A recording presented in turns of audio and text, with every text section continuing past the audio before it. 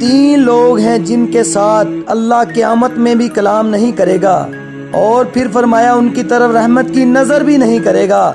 फिर फरमाया अल्लाह इन्हें पाक भी नहीं करेगा। या रसूल अल्लाह जल्दी करें, हमारे दिल दुख रहे हैं, हजूर तबीयत पे बोझ बन रहे हैं, कलेजे फट न जाएं, जल्दी बता दें वो कम नसीब कौन है जिनसे ना मालिक कलाम करेंगे, क़यामत पे भी नहीं करेंगे, रहमत की नज़र भी नहीं करेंगे, पाक भी नहीं करेंगे, क़यामत में भी अल्लाह के दीदार से महरूम रहेंगे। कौन है वो कम नसीब लोग?